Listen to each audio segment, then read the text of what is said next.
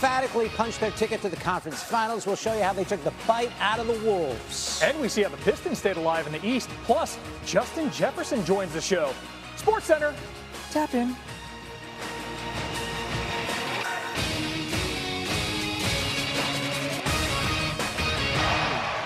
Osuna hits one into the cone. Johan Ramirez with the cone catch. Got it. Sweet grab, guy. All right, let's dive right in. Game 6, Minnesota. Potential closeout game for the Spurs tonight. And they would actually close this down in a hurry. Stephon Castle slings it to Wemby, somehow reaches back and throws it in. Spurs on a 7-zip run to begin the second quarter. And then Carter Bryant can't get that to go, but Castle, who was everywhere tonight, just too much man inside. He was on a mission. The strength somehow flings it in off glass. Spurs up 19 after the foul shot. And then Anthony Edwards attacks, but can't finish over Wemby, and that starts it up the other way. Castle up top for Mr. Bryant. Spurs up by 25. They start the quarter, on a 20-0 run. Wow. 2 minutes to go in the half. Wolves trying to put a dent in it. Edwards, Ant throws it in. Minnesota trying to get some traction. Ant had 19 at the half. There's a 3-ball. Only had 5 at half, too, though. Timberwolves down 13 at the break. Third quarter. Here comes another Spurs run. De'Aaron Fox to Wemby over Rudy Gobert. He dominated his countryman, his mentor in this series. 19 points in 27 minutes tonight. Then Castle, wide open look. Not considered a great three-point shooter, but he was making them tonight. 5 threes in this game. That is a new career high. Whew. What a time to do that.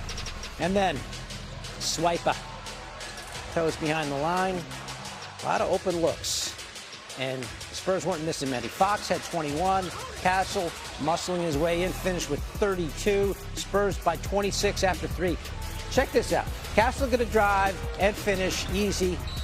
During the ensuing timeout, Ant goes over to the Spurs bench and starts congratulating them. There's 8 minutes to go in the game. Picture tells a story there. An absolute blowout. The Wolves get run off their own floor. 139-109. The final. The Spurs back in the conference finals for the first time in 9 years. The Spurs star of the game, Stephon Castle, joins us now. Hey, Stephon, we were all ready for Minnesota to protect its home court, play tough in Game 6, and you guys jumped on them right from the get-go.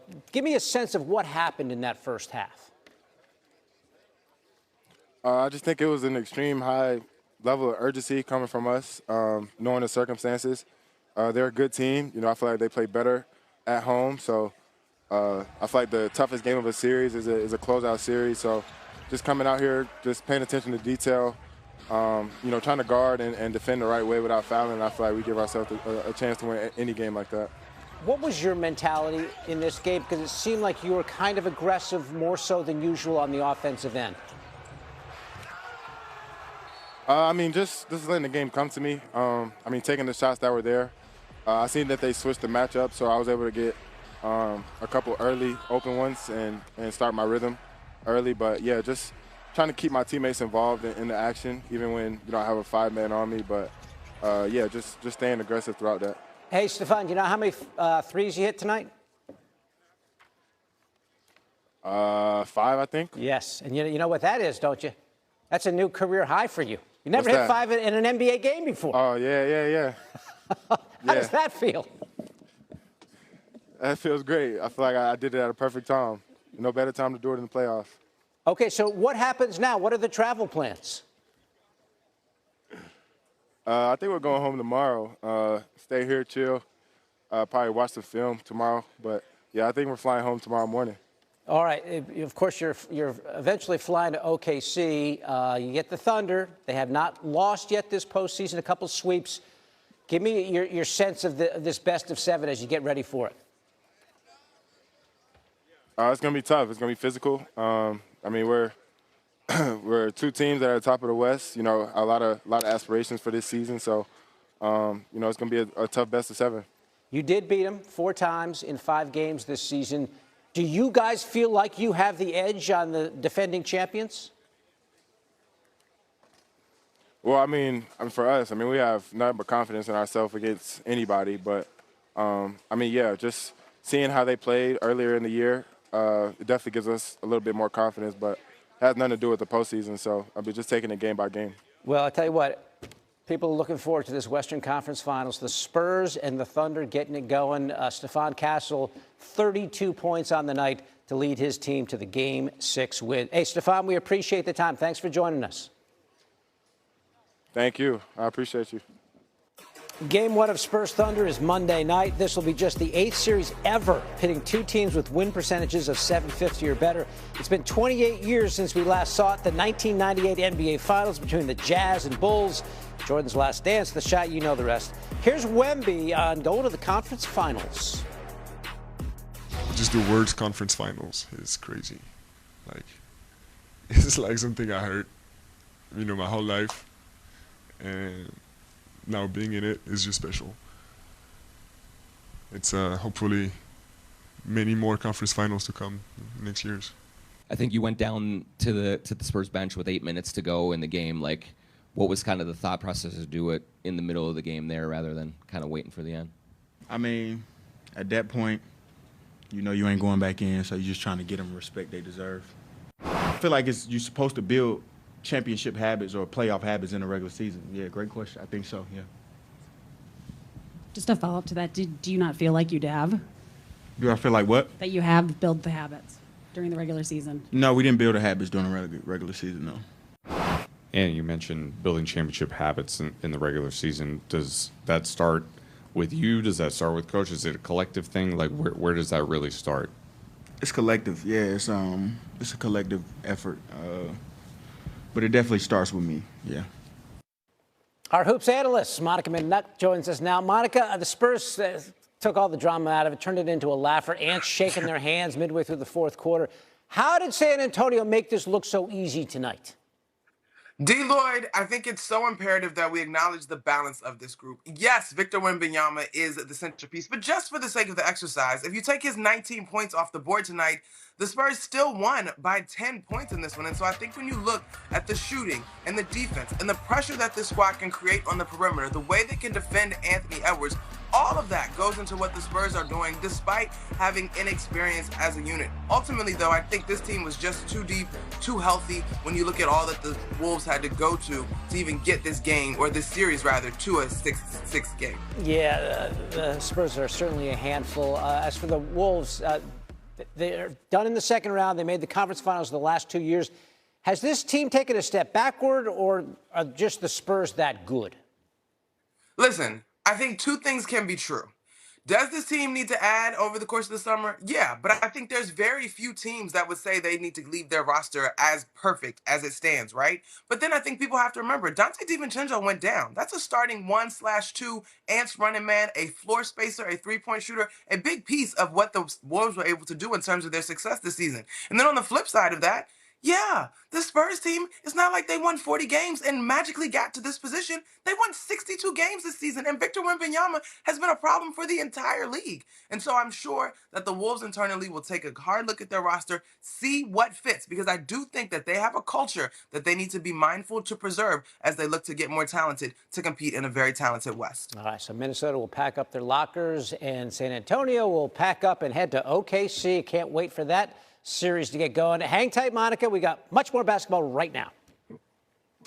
We do, David. East semis. Cleveland's won 3 in a row over Detroit, putting the top-seeded Pistons on the brink. In these playoffs, Pistons just trying to force a Game 7. Late first half, Detroit's up 9. Cade Cunningham had 6 threes in the Game 5 win, 18 points.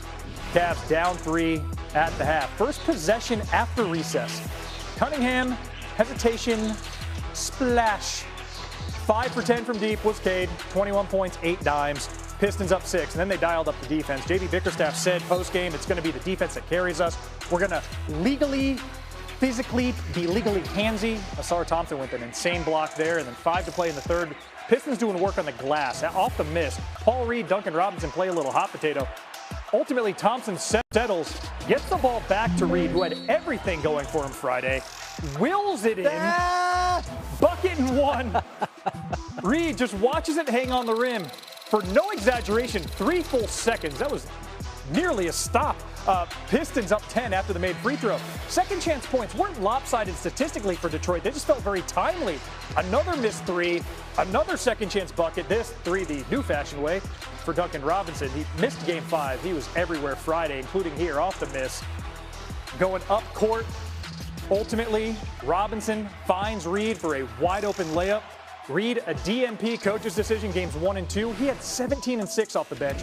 Pistons up 14 after 3. Early fourth, still up 14. Robinson, 3 of his 14 in 20 minutes off the bench. Hey, if you made the 2.5-hour drive from Detroit, this was worth the trip. Under 7 left. This embodies the Cavs' evening. James Harden misses. He had 23 points, and he stays on the court. At this point, you assume there's some measure of perspiration. Well, off the offensive board, Harden gets it back. He's eventually fouled. Okay, sideline out of bounds. But keep in mind where Harden was laying on the floor. Ensuing inbound, Dean Wade slips right there. Tobias Harris is gifted an uncontested dunk. 2 of Detroit's 28 points off turnovers. They win by 21 to force a Game 7 Sunday. You might be surprised at the lopsided final score. Jalen Duren is not. That's what we've been all season. Back against the wall. We keep swinging. Obviously, the world's seen it in the last series. We just keep fighting, man. We go down. We don't lay down, but we go down, and the world probably is doubting us, probably think that it's over. But man, this locker room, we all believe in each other. We always think we got a chance. It's gonna be a lot of energy. It's gonna be a madhouse in there. The crowd has come to play as well. They want to insert themselves in the game. I know that, so it's going to be a fun environment for us, and we're excited to get back to the crib.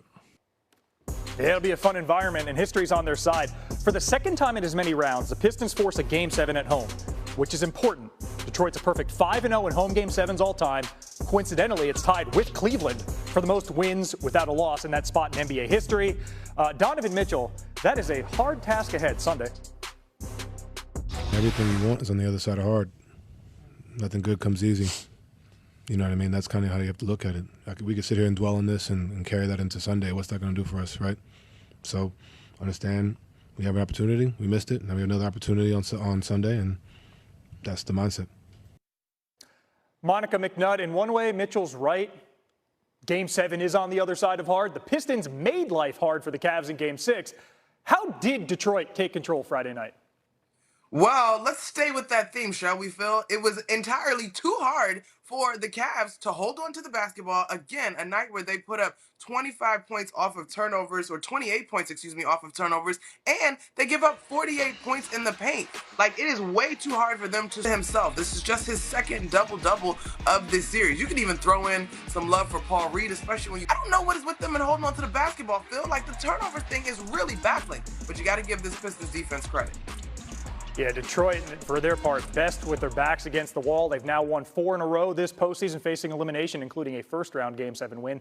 This Game 7 for a ticket to the Eastern Conference Finals tips at 8 p.m. Eastern.